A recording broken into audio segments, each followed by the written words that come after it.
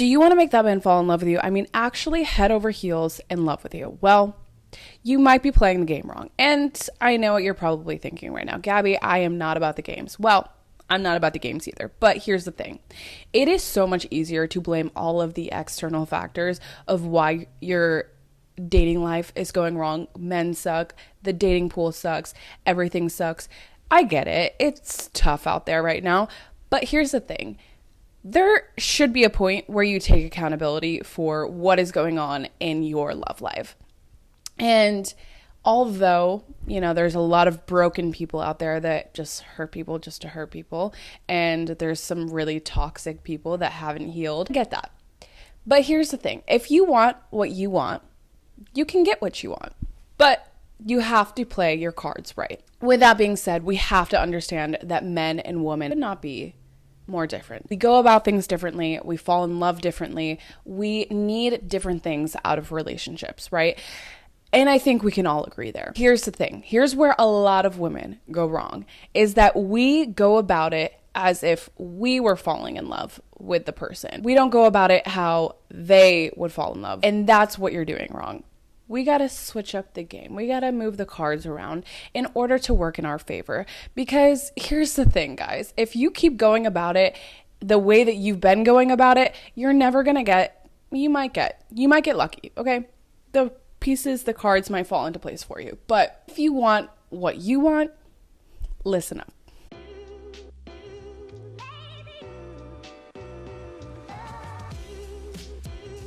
Welcome back to another episode of Way Too Wifey. I'm your host, respectfully Gabby, and in this podcast we talk all things dating and relationships in this modern day. And if you are new here, hi, I'm Gabby. I'm an online dating coach where I help you transform your confidence to live your best lives inside and outside of relationships. You guys, it all starts from within. If you don't feel right from within, if you keep on attracting the same person in your love life and you're like, what is going on? Something's wrong. I can tell you it's probably a you problem, less of a them problem. There's a reason why you're attracting that same person. So I do have an 8-week transformation program where we completely deconstruct what's going on and completely transform for you to attract better in your life. Anyway, before we even get started, can you please, as a small favor for me, absolutely free to do this, just giving some love here. Everything that you give out, as far as positivity, love, whatever, you're going to come back, and it's going to come back in tenfold, and you are going to spread the love, okay? Anyway, if you could, please leave that 5-star rating. Please leave that thumbs up wherever you're watching this. There is a rating system, so please, if you could, just, leave a little love, okay? And it'll all go around. And remember to hit that subscribe button, turn on your bell notifications so you'll never miss another episode. If you've been watching this podcast for a while, I've been so annoyed because I'm here in London, right? And my camera broke. So I'm using my MacBook camera. So I had to figure that out. I also am trying to look into other options, other alternatives at the moment. So hopefully just bear with me for the next couple of weeks here. Anyway, I'm still here in London. I'm kind of loving it, kind of loving life right now. But I will say it's kind of been a little bit lonely at times. And I think the more I'm realizing, first of all, let me just say, I love my own company. I love being by myself. I love my little alone times. I love my me days. Here's the thing though, I think at a certain point, and when I'm realizing being here, it is so much more lonely hanging out with the wrong people or like trying to entertain the wrong people than being by myself. I think that makes me feel even more lonely. And I think a lot of people say this, like when you're in a bad relationship, you feel so much more alone than being by yourself. When I hang out now with the wrong people or like just people that just don't hit on a soul level, I leave that interaction feeling like so lonely and like sad than I would if I just like spent the day by myself. So I'm like so much more protective of my energy now. It's just made me realize being here that sometimes I'm like, I really want to like get out and like meet people and do all the things, but then I go out and meet some people and I'm like, I just feel like I'm alone in this. And like I just want someone on the same level, like anyone, friends, whatever. Anyway, if you're in London, please hit me up. I need more friends, like especially girlfriends. But yeah, that's kind of where I'm at right now. Anyway, I've been going on dates here. It's been great. I love it. I've also made some really great girlfriends here, so that's been great. Guys, we got to get into it, okay? We're going to dive in deep. Here's the thing. We all have to realize, and we all have to really like drill this in our brains, how different men are from women. And I really did so much research on this before making this episode, because I really want to give you like good, solid info that you can take and you can run with and you can use to your benefit. I just think it's so tough already in dating now that we got to be more strategic about how we're moving. Because if you want to have the same results of like, oh, fuck, I keep ending up in these situationships, I keep ending up with the guys that are shitty and blah, blah, blah. Probably some of them are pretty shitty. Like, that's just what we're dealing with. But I think there becomes a certain point where you just have to play your cards right in order to get what you want. And some of these guys like are really great guys, but if you don't play your cards right in order to like mold them into what you need out of them, then they're gonna go find someone else that is gonna mold them for them. Okay, I just think they need a little bit of direction. Sometimes they need a little like push in the right direction. They need to know that you're not always going to be there. Okay. I think the most important thing that you can maybe take out of this episode is that you have to create that desire. So we're going to get into how to create that desire and how men actually fall in love. Let's talk about it. The only way that you can create desire is if he thinks that he can lose it. If a man knows that you're always going to be around, knows that, you know, he can just go in, come out, he can keep you on the side, but also do what he wants in his free time. He can come back whenever he wants. He can disappear for periods of time and then come back. And then you're still going to be there. He can go days without talking to you and then, you know, pop up and it's all going to be the same. You're not going to say anything.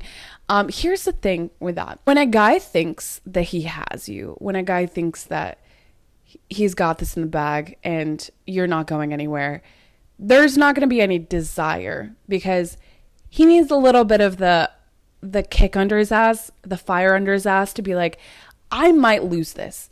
And if I lose this, I'm not going to be okay. So if you want to create desire, you have to let it be known to that man that he can lose you at any moment. So there's a thing called loss aversion. And if you probably may have heard of this, but it is psychologically proven that the impact of losing something hits twice as hard as the pleasure of gaining something. So for instance, I'm just going to give you a little example here. Someone losing $100 is going to hit so much harder on a psychological level than someone gaining $100. The same thing goes with people. And I think the more you understand this, especially about men and dating, the more you can use it to your benefit. How do you let that man know that he can lose you at any moment? Let's break it down. If you're always around physically, emotionally, he can call you, he can text you, and you're always there for him. You can drop all of your plans to hang out with him. You are giving him all of your time, energy, emotions. You are giving him everything that man would need, especially in a relationship. You are actually robbing him of that desire for you. So if you want to create more desire, you have to increase the price tag of your time and attention. So how do you do that? Guys, you have to have a life outside of this man. He is not your end all be all. And I think the more that you're like, that you want a relationship out of like a desperate need, out of a need instead of a want, the more you're probably going to go wrong when it comes to dating, because you're looking at him as your savior instead of, could he fit into my life? Could he be a benefit to my life? Instead, a lot of us look at it like, I need him.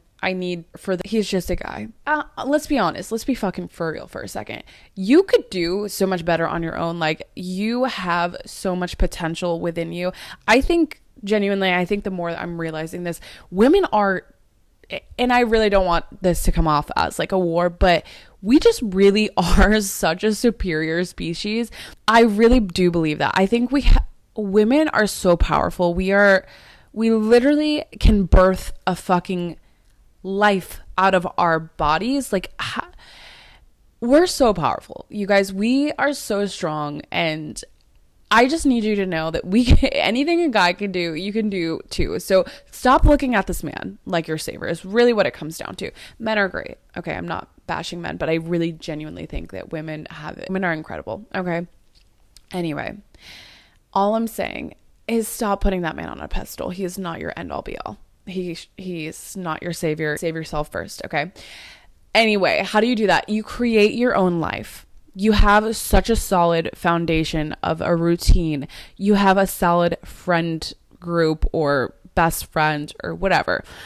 You have your own life outside of this man, because I think the more you look at dating like he has to be my person because then I want to start living my life when he comes in, you're going to fail every time. You're going to either get into a relationship and it's going to be this codependent relationship, and inevitably those tend to not do so well, or you're gonna get into, or you're just never gonna find your person because you come across as needy. Men don't want anything to do with a needy woman that they feel like they have to save. The kind of girl that gets all of the men to fall for her are the girls that are like, I'm cool, I'm living my life, I'm good, I have everything that I need.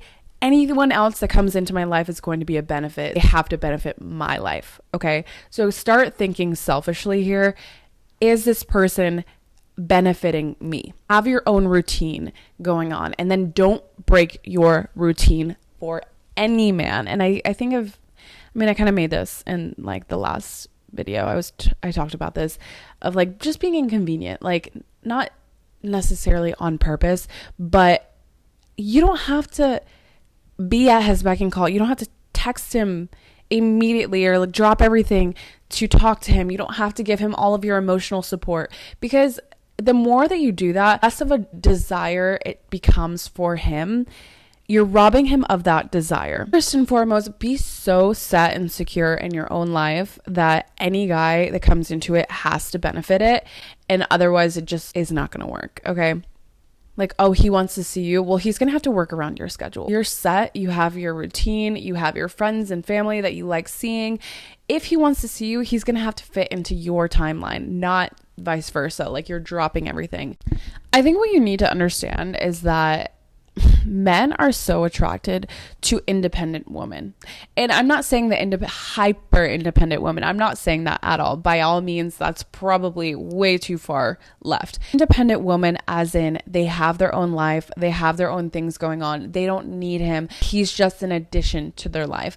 It's not, I'm depending on you for all of my plans, for all of my friends, for all of everything. The more needy you are on him, the less of an attraction there's going to be there. You need him for small things, small favors, but your whole life should not be dependent on this person, especially when you barely know them. Okay. If you're depending on him, you're waiting on him for all of your plans, you're not allowing the attraction to grow in that relationship. The second step is attraction, which I think we have to realize how men's hormones work. So the attraction is released when he feels like he's bonding with you, in which case his vasopressin, which is the bonding hormone for men. Ours is different. We bond when we are close with someone, when we're physically, emotionally close with someone. They bond when they are away from someone. Insane. You know when their vasopressin increases is when they are stressed out. And not stressed out in the sense of like make his life hell and make it hard for him and just, give him hell and be crazy and whatever. I'm not talking about that kind of stress. I'm talking about small challenges that he can overcome, things that he can solve. When he has an issue that he can't solve or he doesn't feel capable of solving, his vasopressin will decrease. The kind of good stress that you want to give them is the fear of losing you. So keeping your options open. And I think this is where a lot of people go wrong, because I've worked with so many clients that are like, Gabby, I don't want to keep my options open. They're like, I want this guy to know that I'm locked in, that I'm only entertaining him, and that everything is good, and I can only focus on him, which I can understand because I've been there. And ideally, let's be honest, ideally, I would want that as well. But the more you're focused on just dating this one guy while you're like mixing him in with your own responsibilities and routine, I think the more attached that we get to that one person. And if we're being very honest with ourselves, if a guy knows that he is the only person in your life that you're entertaining, the more he feels like he can go off and do whatever he wants, because he knows in the back of his mind that you're always going to be there. You're always going to be an option. You're always going to be the safe option. Any guy that wants to disagree and be like, oh, that's, it's hoish of you to keep your options open and whatever. I'm not saying fuck everyone. Okay. I'm not saying go out and, be a little hoe, but if you want to do that, by all means. I will say that when a guy's serious about you, you're going to know, because he doesn't want you to date anyone else. And I actually went on a date with this guy recently, and he was like basically saying that I was the only person that he was entertaining, and which is fine. I love that. I love, on my end, I love being the only person that you're talking to, but I think he was expecting me to say it back.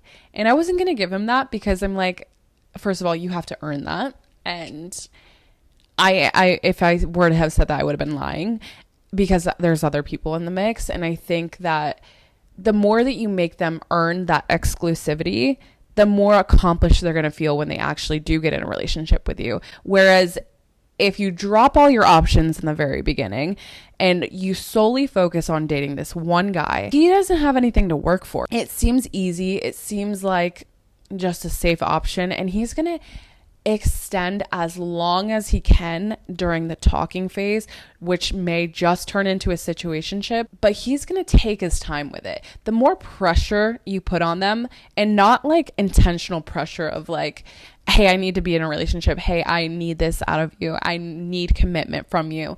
That's not the right kind of pressure, because he's immediately going to be like, skirt, I'm out. But the kind of pressure of like, I'm going to live my life and I'm going to do my own things, and if someone else makes me more happy than you, then I'm out. And that is the kind of pressure. Guys, what I've realized is that they are the type of creatures that have to feel some kind of pressure in order to settle down. Otherwise, they're so cool with being single. If they don't feel any kind of pressure from outside sources, he's not going to settle down. He's going to take his happy little ass and be single. Okay. What do I mean by this? I think there's probably two things that can happen. And this is maybe one thing you can look out for, is when a guy, his friend group is all single, he's not going to feel any pressure to settle down, because he's hanging out with the boys. They're going on little boys trips. They're doing their little boys things. They're going out. They're meeting girls. They're doing their thing. He's not going to feel the pressure to settle down. But when he looks at his friend group and slowly they start getting into serious relationships or start having kids, and he's starting to become the last person in his friend group to settle down, he's going to feel that pressure, because all of his other friends that he used to do fuckboy shit with are now in relationships with kids, and they have other priorities. He's going to feel the pressure to settle down. So if you're really looking to settle down and you're dating someone, look at where their friends are at, because that's going to be a huge indicator of how ready he is to settle down. That's one type of pressure. I think another type of pressure is when he realizes, fuck, I really like this girl. I don't want her dating anyone else. I can't see my life without her. And in that case, the pressure of the idea of you being with another man is eating him up inside. The pressure is on for him to give you commitment, because he doesn't want to see you with any other guy. The less pressure that you put on them, the more cool girl, chill girl, but I'm only entertaining you, my eyes are solely focused on this one guy, the more he's going to take his time, and there's not going to be any bit of him wanting to like settle down, unless you just, like, I think there are men out there that are just very easygoing and like, yeah, I do want commitment and whatever. I think another pressure is if a guy is getting older and he's like, I really do want kids, I don't want to wait that much longer. That is another pressure. But I think out of those three things, I'm sure there may be more, but those are the only ones that I can really think of right now. But he has to feel some kind of stress in order to want to commit to anyone. So I was working with one of my clients and she came to me about a situation she was in. She's like, Gabby, I really like this guy. We've been talking consistently for 2 months. We've been going on dates, whatever. And he told me, basically, we had a conversation of like where this is going. And he told her that she should keep her options open. And I'm like, kind of seems like he's wasting your time. But I think some guys just need to be urged in the right direction. Like they have to like feel that pressure of fuck, I'm about to lose her. Because when they feel like fuck, I'm about to lose this girl who is incredible and I'm very attracted to her, which maybe even falls into part number 3, but when they feel like they're going to lose you, immediately will realize, they'll come to a decision in their head of if they want to commit or not. If the thought of that person with another guy doesn't put fear in their brain, you're not the one. But if the thought of you dating another guy puts fear in this man's head, he's going to rush to commit to you, which is exactly what happened. I'm like, okay, well, then open your options open. Like, you don't have to completely knock this guy out of your life, but just deprioritize his presence in your life, because obviously he just needs a little bit of space. Give him the space to figure it out. And in the meantime, keep your options open. So she did that. She updated her Hinge profile a couple weeks after, whatever. He had messaged her, hey, like, I noticed that you updated your Hinge profile. The thought of you with someone else, like, I really just can't wrap my brain around it. Anyway, they're exclusive now and doing really well, and they both deleted the apps. That is such a classic case of like, fuck, I'm about to lose this girl. And the more that I think about losing this girl, the more scared I become. So obviously I want to settle down with this one person. That's why I'm saying keep your options open. It's not necessarily just for you thing. Keeping your options open, I think a lot of times I'm like, okay, it is kind of for you so you don't get attached. But even if it's not just like, if you have no problems becoming attached to someone and you just want to keep your options open, by all means do it. But here's the thing. Understand that it's not necessarily a for you thing, but it's for you to get what you want. Right? The more you keep your options open, I think there's so many benefits to keeping your options open. You get to see how that person, how serious they are about you. You get to compare and contrast. This guy's giving me this, but this guy's giving me this. Is this really what I want? I thought this is what I want. There's so many benefits to keeping your options open. But I think at the end of the day, the biggest benefit is that it puts pressure the guys that you actually want to realize quicker if you are the one for them, because they'll either rush to commit or they'll rush in the other direction of like, actually, no, I'm good. This isn't my girl. And if you're worried that the guy is going to leave because you do have your options open, that was never your guy to begin with. But moving on to box number 3, which is the attachment. We kind of spoke about the attachment a little bit of, once they get past the attraction and like thinking you're cool, thinking you're chill, loving like your vibe, whatever. The connection piece. The third piece is the attachment. What you have to understand is during this phase, guys tend to pull away. And when they do pull away, it is completely normal. It is completely natural. When they're bonding with you and you feel like you're getting closer with them, your testosterone is actually decreasing. And in order for them to increase and feel like a normal human being again, because before they're like being this lovey-dovey, oh my God, like blah, blah, blah, which is not normal state for men. So when they step away from you, they start to increase their testosterone, and that little bit of space that you're giving them, either whether that's like a couple days or whatever, or just like maybe just pulling their energy back a little bit, give them the space for their hormones to regulate. It's not a personal attack. And I think a lot of women in this phase of attachment will take that as a personal attack. Fuck this guy, blah, blah, blah. It is like, why would you ghost me? Blah, blah, blah. Give him the couple of days that he needs. If it's longer than a week, feel free to set some boundaries here. If it's longer than a week and it's not cool with you, say something, speak up. But I would say maybe ask him, hey, I've noticed that you have been pulling away your energy a little bit. Is everything all right? And he's going to give you probably some bullshit answer like, oh my God, I'm so sorry, I've been busy. Which, and it's funny because you've been giving me the same kind of energy before, but you've been also really busy. So listen, it's not a personal attack. Don't take it as a personal attack. I think a lot of women with abandonment wounds or anxious attachment are going to start to freak out and take that out on him. It's not personal. Don't take it personal. The more of a safe space you give this man to explore his emotions and to regulate his own emotions, the more he's going to be like, okay, I feel at ease. I feel cool that I can easily just like step back into this when I need to. But again, if it's over like a week, fuck that guy. But maybe not fuck that guy, but like give him a little bit of space, couple of days.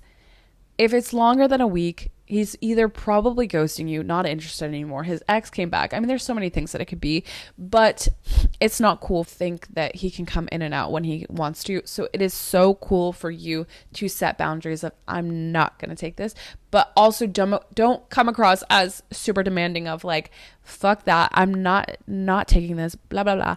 No, what you want to do is first ask what's going on. Is he good? Are you okay? And then be like, you know, honestly, I'm looking for a little bit more consistent communication. I understand that you're busy, but it would really make me feel good and safe in this relationship to have a bit more consistency. If he has a problem with that, fuck that guy. If he ghosts you after that, fuck that guy. If he's like, no, totally get it, whatever, and improves, beautiful. If he's like, yeah, totally get it, and doesn't improve, fuck that guy. But the last thing you want to do in this phase is freak out and take it personally. So just take that, do with it what you will. You don't have to play the cool chill girl. Be understanding, but also set your boundaries as needed. Anyway, that is it for this week's episode. I hope you enjoyed it. I hope you got some kind of value out of this. And then if you did, please hit that thumbs up. Please leave that 5-star rating. And I will see you all next Tuesday.